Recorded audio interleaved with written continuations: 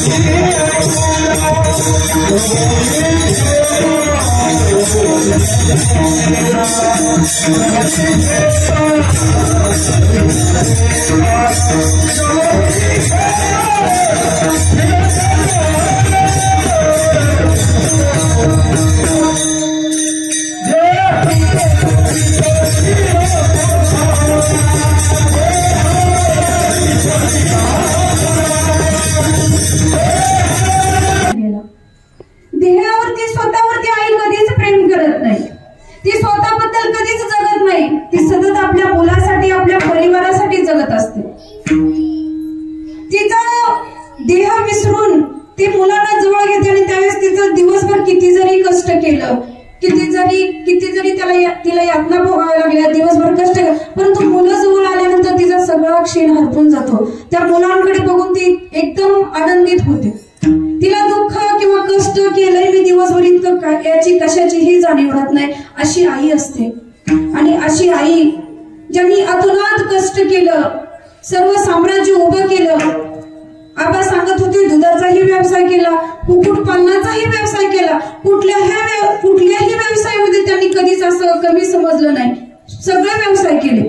आणि सांगत होते की दुधाचा व्यवसाय करत असताना, आताही चालू आहे असं सांगत होते की तो व्यवसाय करत असताना की दूध एकदम स्वच्छ, बिना म्हणजे आजकाल आपण पाहायला गेलं तर दूध कमी पाणी जास्त, दूध आहे का पाणी तेच ओळखायला येत नाही. परंतु त्या माऊलींनी इतकी घरात जशी आपण काळजी घेतो आपल्या परिवारामध्ये की सगळ्यांना स्वच्छ मिळलं पाहिजे, तसं त्यांनी दुसऱ्यांनाही तो व्यवसाय करताना त्या प्रतीमध्ये स्वच्छता देण्याचं काम त्या माऊलींनी केलं. खूप मनापासून व्यवसाय केला. आबा सांगत होते कधी साडीसाठी हट्ट केला नाही त्या माऊलीने, कधी सोन्यासाठी हट्ट केला नाही, कधी मला हे पाहिजे ते पाहिजे या गोष्टीसाठी कधीही हट्ट केला नाही. फक्त त्या निरंतर एक दिवा वात कशी असते दुसऱ्याला दिवा प्रकाश देतो आणि स्वतः जळत राहतो, तसं त्या माऊलीने स्वतः कष्ट करत राहिल्या आणि दुसऱ्यांना त्यांच्या परिवारांना एक सुख देत राहिल्या. अशा ह्या माऊली, अशी ही आई आज या परिवारातून गेली. या परिवाराला पोरकं झाल्यासारखं वाटतंय. कारण आईचा जो पदर असतो ना, तो कितीही भारी साडीचा असू द्या किंवा हलक्या साडीचा असू द्या, आईचा पदर हा पदरच आहे. तिच्या माईची ऊब, जी पदराची ऊब असते ना, ती कुठेही जगाच्या पाठीवरती मिळत नाही.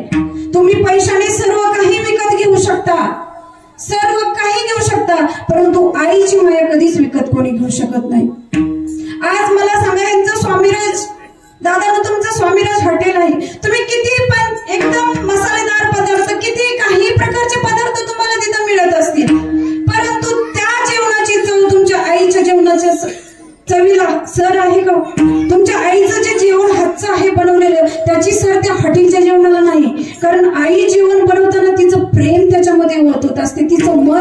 प्रेमामध्ये ओतत असते. कारण आई ज्यावेळेस ते प्रेम ओतते ना, ते एकदम निरपेक्ष भावनेने, नितळ भावनेने बनवत असते की माझ्या मुलांनी चांगलं खाल्लं पाहिजे, चांगलं त्यांना वाटलं पाहिजे खाताना. ती इतकं प्रेमाने बनवत असते. परंतु हॉटेलमध्ये तुम्ही कितीही मसालेदार पदार्थ खा, त्या गोष्टीला चव नाही. आईच्या हाताची सर कुठेच येऊ शकत नाही. ती माया, ते प्रेम त्यामध्ये मिळू शकत नाही. तुम्ही जगाच्या पाठीवरती कुठेही जा, पैशाने कितीही कमवा, पैशाने कितीही भारी साडी घ्या, कितीही दागदागिने घ्या, परंतु आईचे जे आपल्याला एखादं सक्सेस मिळतं, एखादी गोष्ट तुम्ही यशाच्या पातळीवरती जाता आणि ज्यावेळेस ते शिखर गाठता यशाचं, आणि त्यावेळेस जर आईच्या खुशीमध्ये आला ना, त्याच्या इतकं समाधान, त्या यशापेक्षा जास्त समाधान तिथं.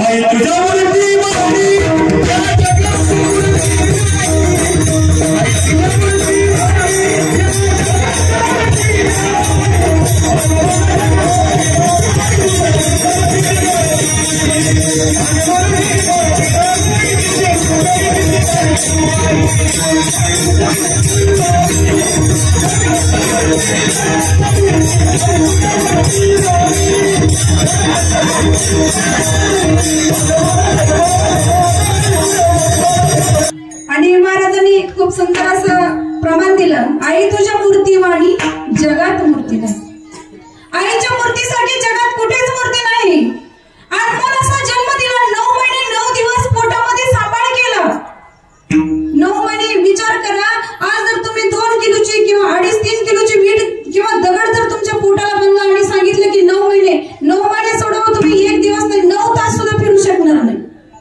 ते ओझं घेऊन पोटाला बांधून फिरेल का कोणी? परंतु 9 महिने 9 दिवस ते सांभाळ करते पोटामध्ये.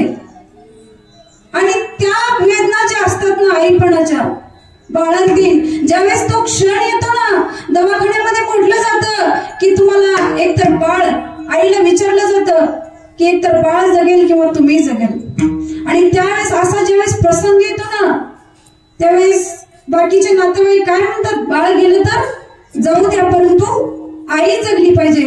परंतु एकमेव आई अशी व्यक्ती आहे, ती म्हणते मी गेली तरी चालेल पण माझं बाळ जगलं पाहिजे. ही आईची भावना, तिला आई म्हणायचं, जी निस्वार्थ, आपल्यापेक्षा जास्त प्रेम मुलांवरती करणारी. मला सांगा, संदीप दादा, हर्षल दादा आहेत, आज यांच्या जीवनामध्ये जे काही त्यांना आईने पहिल्यापासून जे सांभाळ केला, जे काही कष्ट घेतले, जी माया दिली, आज त्यांच्यातून ती निघून गेली. ती पोकळी, ती जागा रिकामी आयुष्यभर राहणार आहे.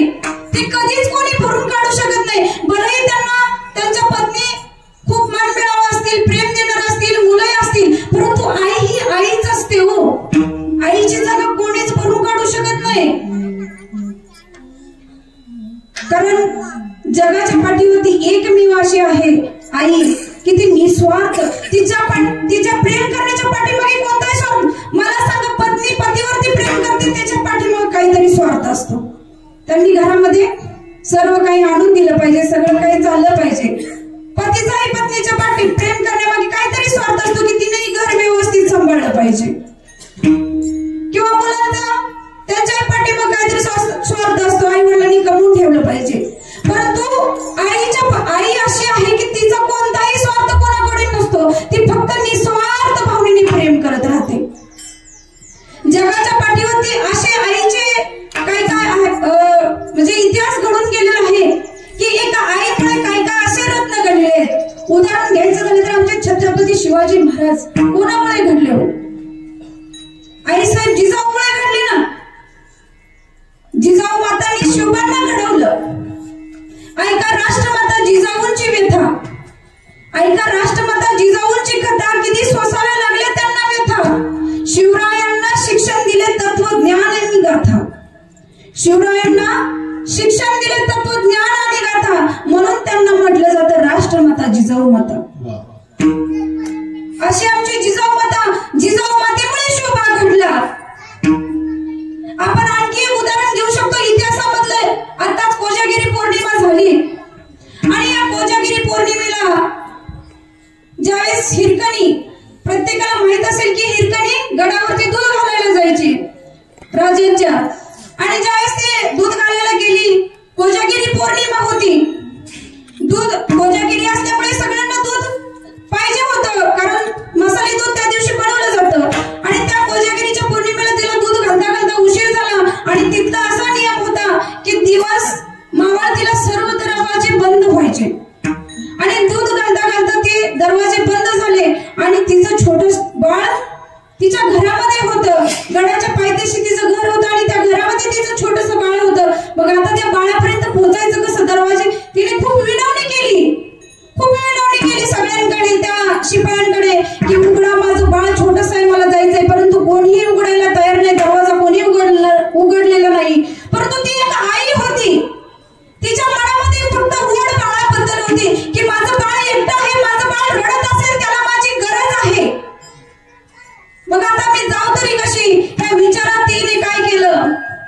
हिरकणी गडावरती चढली आणि बाहेरून कडावरून खाली उतरली.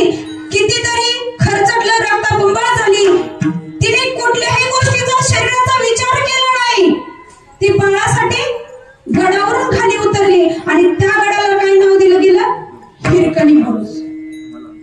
त्या बुरुजाला हिरकणी बुरुज नाव दिलं गेलं.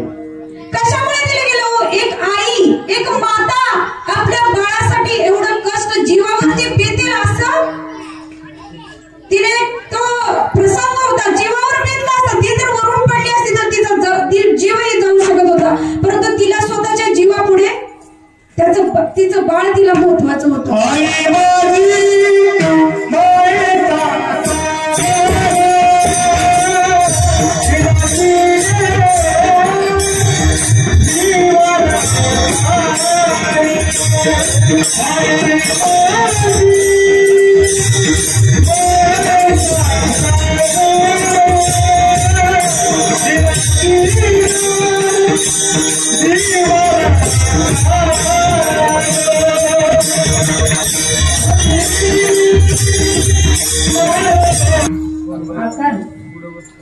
आई हा मायेचा सागर म्हटलं.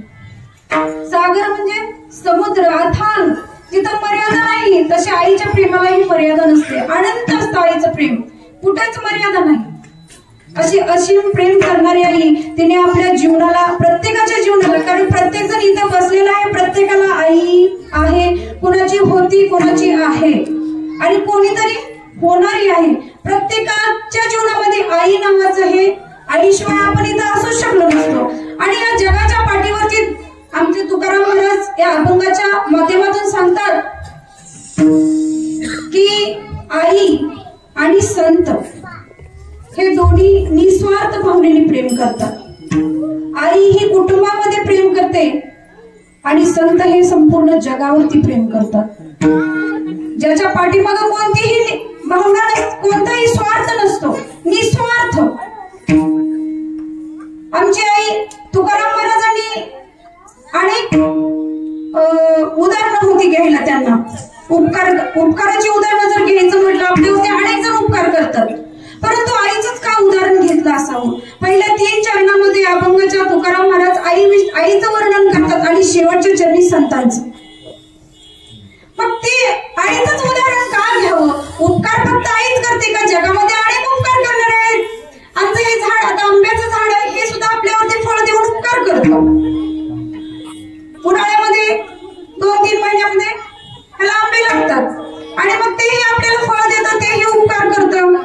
नदी आहे, नदी ही आपल्याला पाणी देऊन आपल्यावरती उपकारच करते. मग सूर्य प्रकाश देतो, तोही आपल्यावरती उपकारच करतो. आता धरती मातेतून आपण अन्न उगवतो, तेही आपल्यावरती उपकारच करते. मग प्रत्येक गोष्ट जर आपल्यावरती उपकार करत असेल तर मग आईचंच उदाहरण का घेतलं असावं? संतांचं आणि आई, संतांना साजेस असं आईचीच उपमा का दिली असावी संतांना? ह्याच्या पाठीमागे काहीतरी कारण असेल ना. मला सांगा, झाड आहे, हे झाड फळ देतं, आपल्यावरती उपकार करतं, परंतु किती दिवस देतं? जेवढं त्याचं आंब्याचं सीझन आहे तेवढे 1-2 महिने किंवा 3 महिन्यामध्ये ते फक्त फळ देतं. बाकीचे इतर महिने, वर्षभर ते फळ देतं का? नाही देत.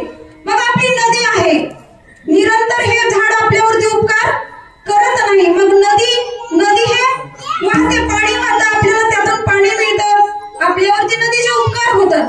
परंतु जर पाऊसच नाही पडला तर नदीला पाणी येईल का? आणि नदीला पाणी नाही आलं तर त्या नदीतून आपल्याला पाणी मिळेल का?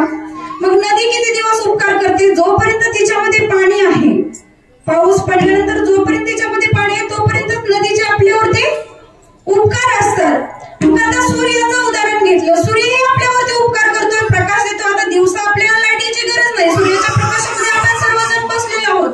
परंतु संध्याकाळी सूर्य देतो का प्रकाश?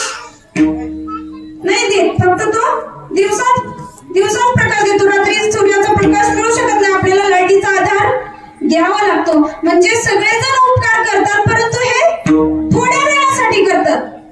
परंतु संत आणि आई हे दोघं असे आहेत की आपल्यावरती निरंतर उपकार करतात. ज्या उपकाराला कधीही सीमाच नाही, निरंतर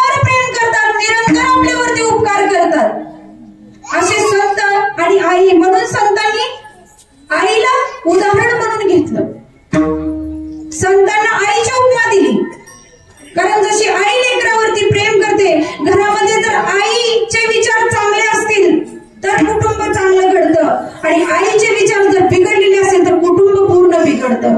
तसं संतांचे विचार जगामध्ये चांगले असतील तर सर्व जग सुधारतं आणि विचार जर वाईट असतील तर जग बिघडतं. परंतु संतांचे विचार कधीच वाईट नसतात आणि ते कधीच वाईट करू शकत नाहीत. असे हे संत. एखाद्या वेळेस आई स्वार्थी वृत्ती दाखवते. कोणाबद्दल? समजा शेजारचा जो मुलगा आणि आपला मुलगा दोन्ही मुलं खेळतायत बाहेर. दोन मुलं जर खेळत असतील आणि आईला वाटत असेल की माझ्याच मुलाला फक्त खायला द्यायचं तर आई काय म्हणेल? पप्या एकटाच घरात ये, त्याला सोबत आणू नको. ही आई स्वार्थी म्हणजे तिथं आपल्या मुलाबद्दल स्वार्थ दाखवते. परंतु संत असेल की ते कोणालाही काही बघत नाही, सगळ्यावरती एकसारखं निरंतर प्रेम करतात. संत एक असे आहेत की ते निरंतर सगळ्याला समान, कोणाला कमी जास्त अजिबात नाही, सगळ्यावरती निरंतर समान प्रेम करतात. परंतु आईपेक्षा जास्त कोणतीच उपमा मोठी नाही, म्हणून आईची उपमा संतांना दिली गेली. आणि यामध्ये पहिले 3 चरण हे आईविषयी आणि शेवटचं चरण हे संतांविषयी. आणि हा अभंग निवडण्याच्या पाठीमागचं कारणही तेच आहे. कारण पुण्यस्मरण म्हणल्यानंतर प्रत्येकजण विचार करतोय. आता तुम्ही एक 4 दिवस 8 दिवस तुम्हाला सगळ्यांना निरोप आला असेल की ह्या तारखेला आईचं पुण्यस्मरण आहे आणि तुम्हाला ह्या टायमिंगला इथं यायचं आहे, हा कार्यक्रम आहे. परंतु कधी मनात विचार आला का एक दिवस माझाही कार्यक्रम असाच होणार आहे का कुणाच्या डोक्यामध्ये? आता आला असेल मी बोलल्यानंतर आता डोक्यात आला असेल की बाबा एक कारण उपचे ते नाशिले ते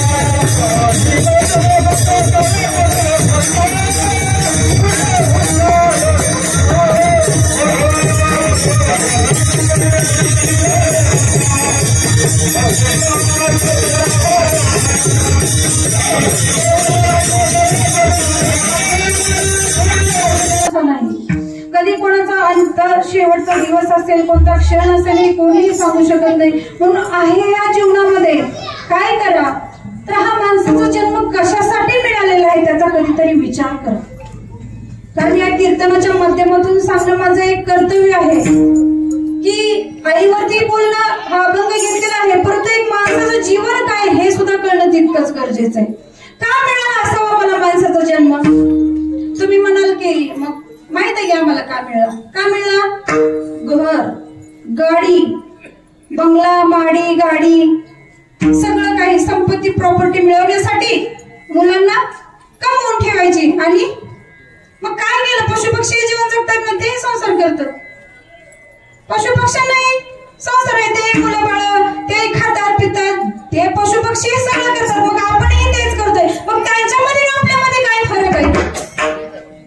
पशुपक्ष्यांना बुद्धी विवेक नाही आणि माणसाला तो आहे. मग का दिला असावा देवाने आपल्याला माणसाचा जन्म का दिला?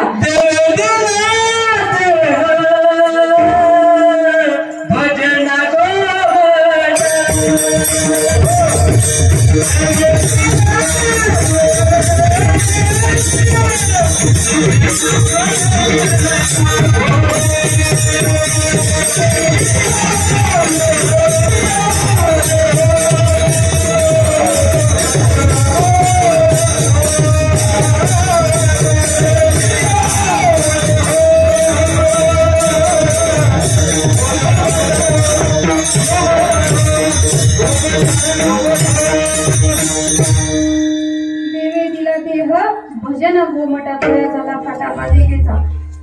देवाने सुंदर असा देह दिलाय तो भजनासाठी, त्याचं नामस्मरण करण्यासाठी, त्याची भक्ती करण्यासाठी. आपण ज्याच्यासाठी जे दिले त्याच्यासाठी आपण ते वापरत नाही, हेही तितकंच खरंय. आपण कशासाठी वापरतो? ह्या मोहमायासाठी, संसाररूपी जी मोहमाया ना त्याच्यासाठी वापरतो आपण सर्व काही. परंतु ज्याने जन्मास घातले अवघे ब्रह्मांड निर्माण केले त्यासी नाही ओळखली तोची पतित. म्हणून देव ओळखावा ओळखून जन्म सार्थकी करावे, न कळे तर सत्संग धरावा म्हणजे कळे। मग तो कोणता? हा संघ। हे कीर्तन भजन जे का आहे ना, तिथं गेल्यानंतर ह्या गोष्टी कळतात। आपण येऊन 5 मिनिटं बसलो, फक्त हाजरी लावली आणि गेलो तर तो कळेल का? नाही कळणार। हा देव माणसाचा जन्म ह्याच्यासाठी मिळालाय की हा परमात्म्याला जाणा। संतांनी तेच सांगितलं। संतांनी काय सांगितलं आपण कधी पाहिलं का? संत आपल्या महाराष्ट्रामध्ये 55 संत होऊन गेले। त्या साधू संतांनी काय सांगितलं? आपण त्यांना मानतो, त्यांच्या वाऱ्या करतो, त्यांचे उपास पुण्यतिथी जयंती सगळं काही साजरं करतो, परंतु संतांनी काय सांगितलं? अरे बाबांनो, तुम्हाला हा माणसाचा अनमोल असा जन्म मिळालेला आहे, त्याचं सार्थक करा। मग ते सार्थक कशामध्ये आहे? तर तुम्हाला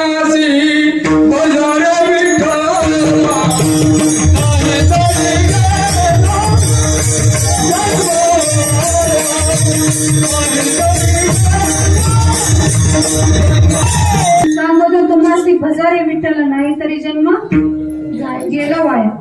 जर ह्या परमात्म्याची भक्ती केली नाही तर तुमचा जन्म वायाला जाणार आहे। हे संतांनी सांगितलं, मी नाही सांगितलं।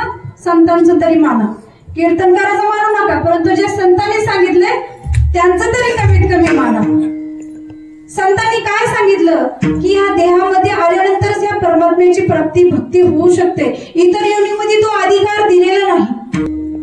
आणि जर आपण भक्ती नाही केली, हा जन्म त्याच्यासाठी भक्ती करण्यासाठी, जर ह्या जन्मामध्ये येऊन जर भक्ती नाही केली, फक्त पैसा अडका, मला सांगा ह्या जगामध्ये अमरपट्टा असा घेऊन कोण आलेला आहे का?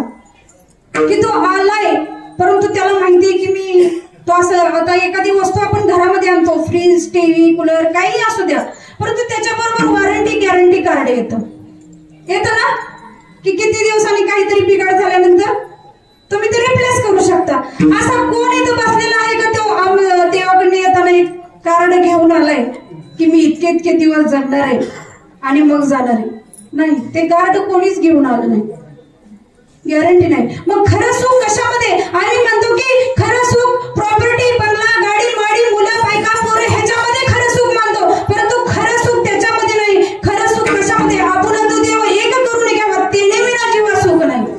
जोपर्यंत देवाला आपलंच करत नाही तोपर्यंत जीवाला सुख मिळू शकत नाही। हे मी नाही, हे साधू संतांनी सांगितलंय। कमीत कमी त्याचं तरी मानलं पाहिजे का नाही? मला सांगा, आपण डॉक्टरकडे जातो, तुम्ही जाता ना सगळेजण आजारी पडल्यानंतर? का डॉक्टर घरी येतं? नाही, जातात। आणि मग डॉक्टरकडे गेल्यानंतर डॉक्टर चिठ्ठी लिहून देतात। मला तर अजूनपर्यंत डॉक्टरांचं अक्षर कधी कळलं नाही, वाचता पण नाही आलं। तुम्हाला कोणी मेडिकलला असेल तर त्यांना येईल वाचता, आणि मग परंतु वाचता जरी नाही आलं तरी विश्वास पक्का की हे मेडिकलमध्ये नेणार चिठ्ठी, तिथं दाखवणार आणि ते दाखवल्यानंतर डॉक्टर औषध देणार, आणि ते औषध घेतल्यानंतर मी बरं होणार। हे कोणी ठरवलं? डॉक्टरने का तुम्ही? मनाने ठरवलं, आपल्या विश्वास ठेवला डॉक्टरवरती, आणि मग विश्वास ठेवून त्या गोळ्या घेतल्या आणि चंद्रावरती मंगळावरती जाऊन आली म्हणले काही शास्त्रज्ञ। तुम्ही जाऊन बघितलं का विश्वास ठेवणं? त्यांनी सांगितलं की चंद्रावरती मंगळावरती असं असं आहे, आम्ही जाऊन आलो। तुम्ही जाऊन आला का त्यांच्या सांगण्यावर विश्वास ठेवला? सांगण्यावरती विश्वास ठेवला। मला सांगा, एखाद्या बाटलीमध्ये विष आहे, आता हे समजा इथं बॉटल आहे विषाची, मी जर म्हणलं की ही पिल्यानंतर मरतय, पिऊन बघा का विश्वास ठेवा? औषध पिल्यानंतर विषाची बाटली मरतय, मग पिऊन बघणार का विश्वास ठेवणार? विश्वास ठेवणार, बरोबर? विश्वास ठेवणार। मग मला सांगा, साधू संतांनी एवढे ग्रंथ लिहून ठेवले, तुकाराम गाथा आहे, ज्ञानेश्वरी आहे, दासबोध आहे, अनेक ग्रंथ आहेत, सगळे लिहून ठेवले, परंतु आपला संतांवरती विश्वास नाही। आपण ज्या गोष्टीवरती विश्वास नाही ठेवायला पाहिजे, आपण सांसारिक गोष्टीवरती विश्वास ठेवतो, परंतु पारमार्थिक गोष्टीवरती कधी विश्वास ठेवणार? ज्ञानेश्वरी घरात आहे, तुकाराम गाथा घरात आहे, परंतु फक्त ती कापडात बांधून ठेवली आहे, त्याच्यामध्ये आत काय लिहिलं ते माहित नाही, कधी बघितलं नाही, कधी गरज वाटली नाही। अहो, खरं जीवन काय आहे हे त्या ग्रंथामध्ये विचार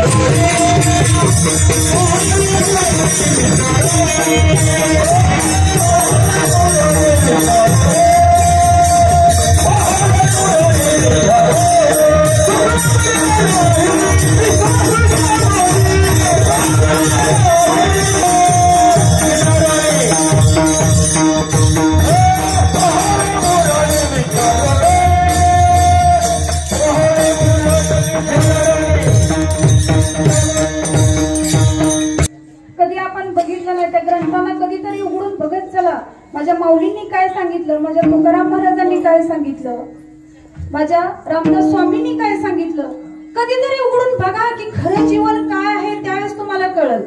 परंतु असं आहे की आम्हाला आज टाइमच नाही, हो वेळच नाही. यमने आल्यावर म्हणतात का माझ्याकडे टाइम नाही, घे काय कोण. आम्हाला कीर्तनाला चला म्हणलं वेळ नाही, हो जरा काम आहे.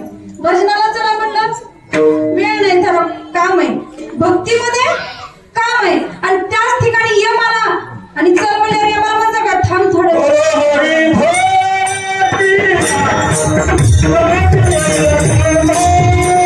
त्यांचं स्मरण, पुण्यस्मरण म्हणजे काय, त्यांच्या आठवणींना उजाळा देणं. कारण त्यांनी जे काय उपकार केले त्याची फेड, आईच्या उपकाराची फेड कधीच होऊ शकत नाही. परंतु एक फक्त तो प्रयत्न की त्यांच्या उपकारातून ऋण होण्याचा, पण ते कधी होऊ शकत नाही. फक्त थोडं फुल नाही, फुलाची पाकळी आपण ज्याला म्हणतो ते फक्त या माध्यमातून. आणि आता कमी वेळेत जास्त धावा घेण्याचा प्रयत्न करूया. धावत्या वेगामध्ये आपण अभंगाचा भावार्थ बघूया. अभंगाचं प्रथम चरण.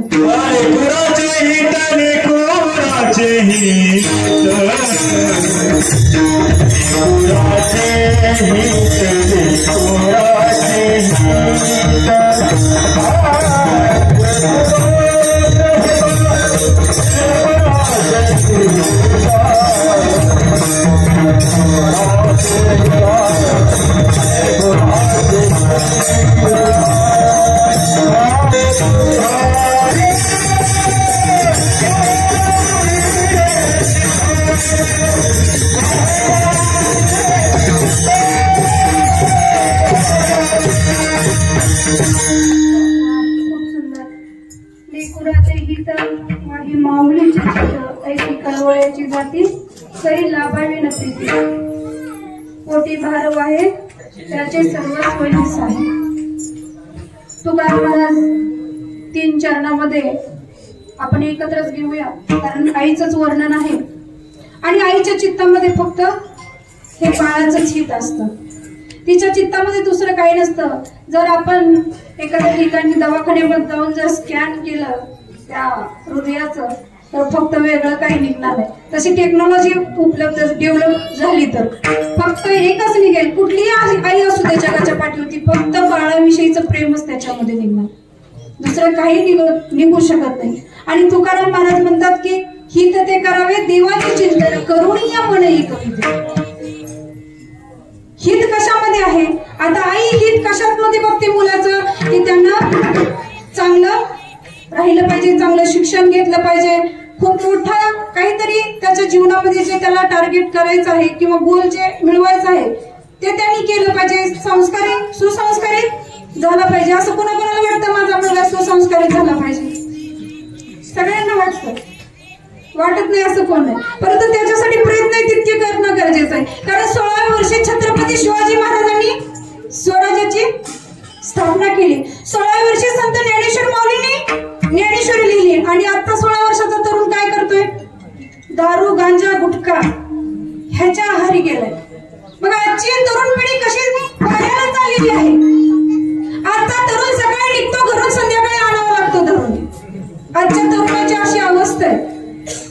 मी म्हणत नाही इथं बसलेले सगळेच असतील किंवा बाहेरही सगळेच असतील, परंतु आहेत का आहेत तर चांगली पिढी गप्प बसली म्हणून वाईट पिढी जास्त पुढे चालली. चांगली माणसं समाजातली गप्प राहिली, त्यांच्यातला चांगलपणा बाहेर काढलाय म्हणून वाईट माणसाला जास्त वाव मिळतोय. आज तरुण पिढीला पाहायला गेलं, मोबाईलचं व्यसन एक असं निघलंय, व्यसन फॅशन. माणसाच्या जीवनामध्ये आजच्या तरुण पिढीच्या खूप महत्वाचं वाटतं त्यांना. एक वेळेस जेवायला नाही दिलं तरी चालेल, परंतु मोबाईल पाहिजे. आजकाल लहान मुलं रडायला तर आई सहज मोबाईल लावून देते आणि मोबाईलवरती काय लावते, कार्टून. अहो ते मोबाईलवरती कार्टून बघत बघत ते पोरगं कधी कार्टून सारखं उड्या मारतं, त्याच्या जीवनाचं कधी कार्टून होऊन जातं हे त्यालाही कळत नाही, त्याच्या आईलाही कळत नाही, तरी पण कार्टून लावून द्यायचं. अहो विचार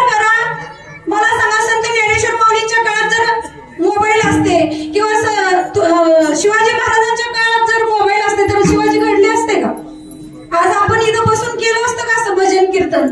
छत्रपती शिवाजी महाराज होते म्हणून आपण आज हे भजन कीर्तन करू शकतोय. असा राजा पुण्यामुळे नाही.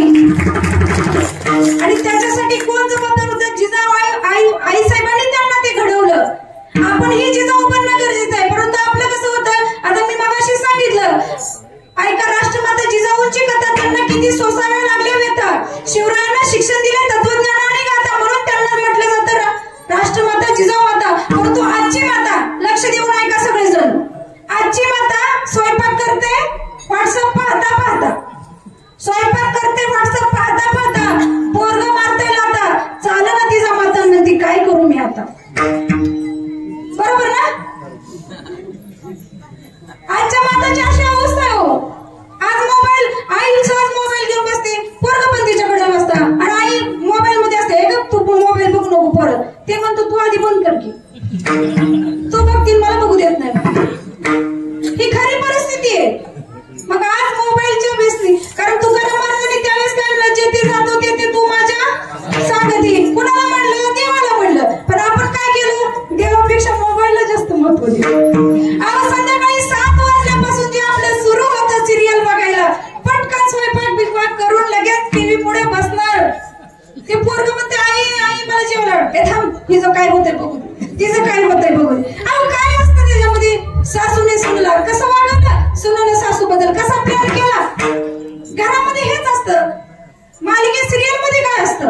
आणि आई काय करते? मुलीला कडेला घेऊन बसते सिरियल बघायला, आणि मग त्याच्यात असं दाखवलं जातं की सासू सुनेला असं वागवते, सून सासूला असं करते. मग ती पोरगी लहान असते, तिला काय कळतं? मग तिच्या डोक्यात एकच बसलेलं असतं की सासू सुनेला असं. आणि लग्न झाल्यावर मग ती काय करते? सासू सुनेला, भले ती सासू बिचारी किती जरी चांगली असली तरी तिच्या डोक्यात फिट बसलेलं असतं त्या मालिका सिरियल बघून बघून, आणि ती बरोबर तसंच वागत. मग ह्याच्यात परिणाम कोणाचा? ह्याच्यावर म्हणजे कोणाचा? हे तुमच्या आईचा सगळा प्रभाव आहे ना. आईनं जर मोबाईल टीव्ही नसतं पहिलं तर मुलं कशाला बघितले असते. म्हणून प्रत्येकाने एक विचार करा, तुम्ही मुलांसाठी कमवताय. जास्त गोड खाल्लं तर शुगर होते, जास्त तिखट खाल्लं तरी पोट बिघडतं, जास्त संपत्ती कमावली तरी पोरग बिघडतं. हे कधीच विसरू नका. जास्त कुठलीही गोष्ट आती केली तर माती होते, परंतु एकमेव अशी गोष्ट आहे की जी आती केल्यानंतर तिची माती होत नाही, जीवन सार्थकी लागतं. ती म्हणजे भक्ती, तो म्हणजे परमार्थ. तुम्ही कितीही आती केला ना तर तो कधी वायाला जात नाही. बाकीच्या गोष्टी किती आती करा त्याची मातीच होणार आहे. फक्त परमार्थ असा आहे की आती केल्यानंतर त्याची माती होत नाही. म्हणून भक्तीला जास्त, मुलांवरती चांगले संस्कार करा, त्यांना भजनाला कीर्तनाला घेऊन येत चला. गरज आहे काळाची. आजची तरुण पिढी वाहत चालली आहे. कधीतरी बाहेर बघा, बाहेरच्या जगामध्ये आजकाल कॉलेजचं जीवन कसं आहे, कॉलेजचं सोडावं, आजकाल हायस्कूलचं जीवन सुद्धा खूप असं वेगळ्या मार्गाने चाललेलं आहे. मी आज खोटं सांगत नाही, माझी 2 मुलं आहेत, दोघंही कीर्तनकार आहेत, बाल कीर्तनकार आहेत दोघंही. परंतु त्यांच्या दिवसाची सुरुवात ही ज्ञानेश्वरी वाचून होते. खोटं नाही बोलत, आणि मोठेपणाही नाही सांगायचा, कारण जगाला आज गरज आहे. आपल्या लहान मुलांसाठी खरंच प्रत्येकाला गरज आहे. आपल्या मुलांवरती लक्ष द्या, कारण आजकाल आता तुम्ही जर लक्ष नाही दिलं, भविष्यामध्ये वृद्धाश्रम हे 100% आहेत. कारण आज भारतासारखा देश आहे, संस्कृती प्रधान देश आहे. मातृपितृ देवो भव म्हटलं जातं, आई वडिलांना देव मानलं जातं. आणि जर या देशामध्ये जर आपले वृद्धाश्रम काढण्याची गरज पडत असेल तर विचार करा ह्याच्या पाठीमागचं कारण काय, याचा कधीतरी विचार केला पाहिजे. का गरज आहे वृद्धाश्रम काढण्याची? का तर आपण आपल्या मुलांना संस्कार द्यायला कमी पडतोय.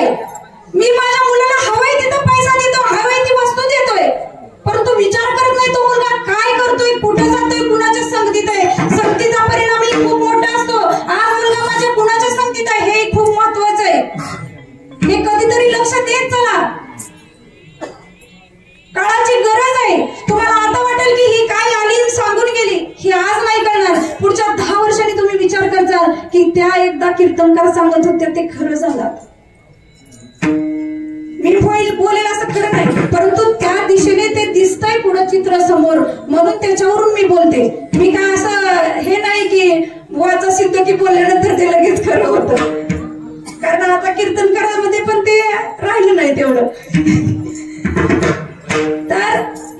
लक्षात घ्या, तरुण पिढी तुम्ही प्रत्येक जण मुलं LIC उतरवता ना, LIC जीवनामध्ये उतरवता कशाची, पैशाची, की बाबा माझ्या माघारी एखाद्या वेळेस काय झालं घडलं तर माझ्या मुलांचं बायकोचं काही म्हणजे त्यांना आर्थिक चणचण कुठलीही पासू नये ह्याच्यासाठी आपण LIC उतरवतो. परंतु माझं एक असं स्पष्ट मत आहे, तुम्हाला LIC उतरवायचीच आहे ना तर ह्या वारकरी संप्रदायाची LIC त्याच्या जीवनामध्ये उतरवा. कारण पैशाची LIC उतरवून तो काय चांगल्या मार्गाला जाईल किंवा त्याचा चांगलाच उपयोग करेल हे तुम्हाला माहित नाही. जर त्याला चांगले संस्कार दिले, या वारकरी संप्रदायामध्ये आणलं, साधू संतांचे विचार त्याच्यापर्यंत पोहोचवले, तो नक्कीच एक चांगला माणूस म्हणून जगणार आहे. अहो तुम्ही चांगला वकील बनवण्यासाठी लॉ कॉलेजला, चांगल्या लॉ कॉलेजला घालता, एक चांगला डॉक्टर बनवण्यासाठी चांगल्या मेडिकल कॉलेजला त्याला घालता, एक चांगला शिक्षक बनवण्यासाठी एक चांगल्या BEd कॉलेजला घालता. परंतु एक चांगला माणूस जर त्याला बनवायचा असेल तर तुम्हाला इथं नाव लागेल, त्याच्याशिवाय पर्याय नाही. खरंच जगाची आजची परिस्थिती आहे. आजकाल पाहतोय आपण अनेक किती घटना घडतायत. आजकाल सगळे गुन्हेगारी ही तरुण पिढीमध्ये वाढत चाललेली आहे. जर आपला देश जर असंच राहिला तर एक दिवस विनाशाकडे जाणार आहे. आणि जर खरंच आपल्याला वाटत असेल की आपल्या घराची, गावाची, तालुक्याची, जिल्ह्याची, राज्याची आणि देशाची जर आपल्याला प्रगती करायची असेल तर ह्या तरुण पिढीवरती लक्ष देणं खूप गरजेचं आहे. तुम्ही त्याला मागताय ते देऊ नका, त्याला काय गरजेचं आहे तेवढंच द्या. हे प्रत्येकाने कमवू नका ह्या मताची मी नाही. कमवलं पाहिजे माणसाने आयुष्यात, कारण जोपर्यंत आहे देहामध्ये ताण तोपर्यंत कमवलं पाहिजे, काम पण केलं पाहिजे. परंतु त्याच्याबरोबर परमार्थ हे तितकाच गरजेचं आहे. कारण परमार्थ आणि संसार ह्याची जर दोन समान चालली ना तरच खरं जीवनाला अर्थ आहे. कारण संसारामध्ये आयावरती नतमस्तक होऊन सांगते की आई वडिलांची सेवा जिवंत आहे तोपर्यंत करा. मेल्यावरती तुम्ही कितीही सेवा करायची तुमच्या मनामध्ये इच्छा झाली की मग माझ्या आईला असं केलं असतं, माझ्या वडिलांना असं केलं असतं, काही नाही. जोपर्यंत ते जिवंत आहेत ना तोपर्यंत. कारण देव आई वडिलांमध्येच देव पाहायला सांगितलंय. जर आई वडिलांमध्ये देव नसेल दिसत तर त्या मंदिरातला देव दिसून काय उपयोग, दिसणार नाही. तो तर दिसणार विषयच नाही. कारण देवाला सगुण रूपामध्ये प्रत्येक ठिकाणी पोहोचता येत नव्हतं, म्हणून त्याने आई वडिलांची निर्मिती केली. आणि जर आई वडिलांची सेवा केली तर ती थेट सेवा देवापर्यंत पोहोचणार आहे. म्हणून आहे जीवन. आपण काय म्हणतो, म्हातारा माणूस म्हणजे बिनकामाच, रिटायर झाला म्हणजे बिनकामाचं. त्यांना काय कळतंय, तुम्हाला काय कळतंय, तुम्हाला काय कळतंय. अहो त्यांना कळलं म्हणून त्यांनी एवढं घडवून ठेवलं ना. म्हणून त्यांचं कधीतरी मन, एक लहान बालकाचं आपण मन कसं विचारात घेतो तसं मोठ्या वयोवृद्ध माणसाचं सुद्धा मन विचारात घेणं गरजेचं आहे. कारण त्यांच्याही काहीतरी भावना असतात, त्यांच्याही अपेक्षा मुलांकडून असतात. या सगळ्यांच्या चरणावरती एकच विनंती करते की प्रत्येकाने आपल्या आई वडिलांना कधीच जिवंत आहे तोपर्यंत कधीच दुखवू नका, त्यांची सेवा करा. कारण त्यांची सेवा केलेली कधीच काही वाया होणार नाही. कारण त्यांचा आशीर्वाद तुम्हाला कायमस्वरूपी जगाच्या पाठीवरती फक्त आई वडील असे आहेत की तुमची प्रगती त्यांच्यापेक्षा जास्त झालेली बघवते आई वडिलांना. परंतु बाहेर जर पाहायला गेलं जगाच्या पाठीवरती तुमची प्रगती जर जास्त झाली तर कुणालाही चालणार नाही. फक्त आई वडील एकमेव असे की त्यांच्यापेक्षा जास्त पुढे आपला मुलगा गेलेला चालतो. असे आई वडील हे आपलं दैवत आहेत. म्हणून आई वडिलांचा सांभाळ करा. आणि ज्या घरामध्ये कितीही मोठा बंगला असू द्या, कितीही मोठा बंगला असू द्या, कितीही भारीतली गाडी असू द्या, परंतु ती कितीही श्रीमंत असू द्या, त्यांना मी श्रीमंत म्हणत नाही. परंतु ज्या घरामध्ये आई वडिलांच्या चेहऱ्यावरती हसू आहेत ते खरे श्रीमंत आहेत. आई वडिलांच्या चेहऱ्यावरचा हसू अखेरच्या श्वासापर्यंत कधीही कमी होऊ देऊ नका. आणि त्याचबरोबर या देवाला ज्याने आपल्याला जन्माला घातलंय ना, कोणाचे असं ते चालेल शरीर कोण बोलवले ते हरविना, ऐकवी देखवी नारायण दयाचे भजन चुकू नका. ज्याच्या सत्याने जे काही चालतंय ना त्याला कधीच विसरू नका. त्याच्याशिवाय शेवट काहीच नाही. आणि आई वडिलांची त्याच्या अगोदर देव आपले आई वडील आणि नंतर हे पांडुरंग परमात्मा आहे. सर्व काही साधू संत आहेत. सगळ्यांचं या ठिकाणी मी क्षमा प्राप्ती राहील. आणि जी काही सेवा झालेली आहे ते पांडुरंगाच्या चरणी अर्पण करून याच ठिकाणी माझ्या सेवेला पूर्ण विराम द्या.